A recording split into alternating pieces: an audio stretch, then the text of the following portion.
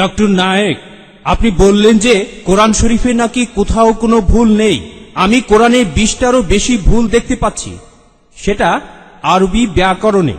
এখন তার কয়েকটা আমি আপনাকে বলছি। ইন্নাল্লাযীনা আমানু ওয়াল্লাযীনা হাদু ওয়াস-সাবিউন, এটা আছে সূরা বাকারায় আর সূরা হাজে। ইন্নাল্লাযীনা আমানু ওয়াল্লাযীনা হাদু ওয়াস-সাবিউন, এখানে কোনটা ঠিক, সাবিউন নাকি সাবিউন? 1 নম্বর। 2 নম্বর হলো কোরআনে আছে, হ্যাঁ, কিন্তু এছাড়াও আরো আছে।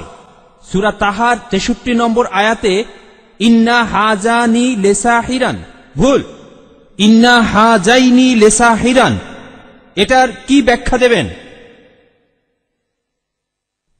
এছাড়াও আমি আরো অনেক ভুলের কথা জানি। এক্সকিউজ মি, আমরা শুধু প্রথম প্রশ্নটা গ্রহণ করব, সময়ের অভাবে দ্বিতীয় প্রশ্নটা গ্রহণ করতে ঠিক পারছি না। আছে, ঠিক আছে। ভাই, আপনি খুব সুন্দর একটা প্রশ্ন করেছেন। আমি আরেকটু সহযোগিতা করতে চাই যে হ্যাঁ, আপনি সবগুলো ব্যাকরণগত ভুলের কথাই বলেন, আর আপনার হাতের বইটা লিখেছেন আব্দুল ফাদি। আব্দুল ফাদি ঠিক, ইজ দ্য কোরআন ইনফেলেবল? আমিও দেখতে পাচ্ছি, হ্যাঁ, আলহামদুলিল্লাহ, আমি ভালোই দেখতে পাই।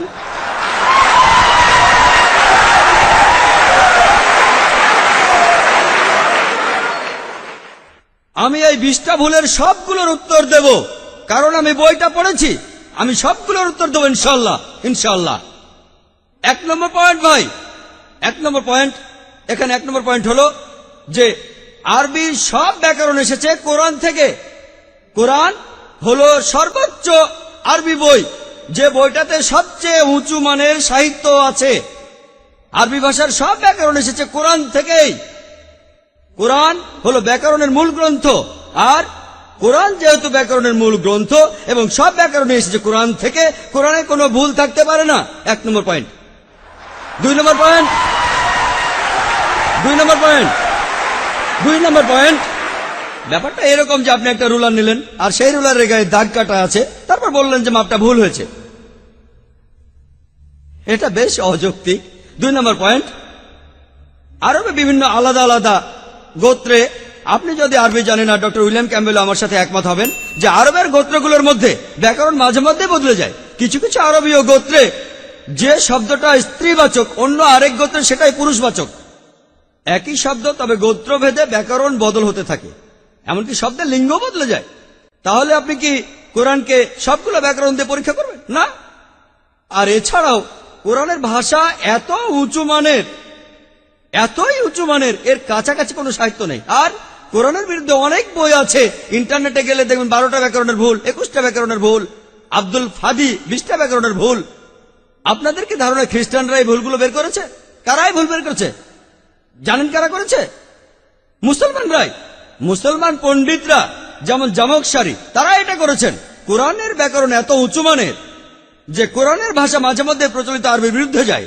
কোরআনের ব্যাকরণ এত উঁচু মানের, কোরআনের ব্যাকরণ এতই উঁচু মানের, এজন্য তারা উদাহরণ দিয়েছে। আমিও একটা উদাহরণ দেব, এতে আপনারা সবগুলো উত্তর পেয়ে যাবেন। তারা উদাহরণ দিয়েছে যে কোরআনে লেখা আছে লূত আলাইহিস সালামের গোত্রের লোকজন তারা সকল নবীকে ত্যাগ করেছে। বলা আছে সব নবীকে তারা বর্জন করেছে। ডক্টর উইলিয়াম ক্যাম্বেল বললেন যে নূহ নবীর গোত্রের লোকজন তারা নবীদের ত্যাগ করেছে। আমরা ইতিহাস থেকে জানি যে মাত্র একজন নবীকে তাদের কাছে পাঠানো হয়েছিল। তাহলে এখানেও ব্যাকরণের ভুল আছে। কোরআনে বলা উচিত ছিল একজন নবীর কথা, বহুবচন না। আর আমি একমত, আর আমার আপনার মতো লোকের কাছে মনে হবে এটা ব্যাকরণের ভুল। কিন্তু যদি আপনারা আরবদের লেখা বইগুলো পড়ে থাকেন, কোরআনের আসল সৌন্দর্য কি? সৌন্দর্যটা হলো কোরআনে কেন একজন নবীর কথা না বলে নবীদের কথা বলা হয়েছে। আপনারা জানেন কেন? কারণ আমরা জানি যে সব নবীদের হেদায়েতের বাণী মূলত একটাই, যে ঈশ্বর একজনই, তাওহীদের বাণী, আল্লাহ সুবহানাহু ওয়া তাআলার বাণী। লূত আলাইহিস সালামের লোকজন এবং নূহ আলাইহিস সালামের লোকজন তাদের নবীকে ত্যাগ করেছিল, আর পরোক্ষভাবে নিজেদের নবীকে ত্যাগ করে তারা সব নবীদেরই ত্যাগ করেছিল।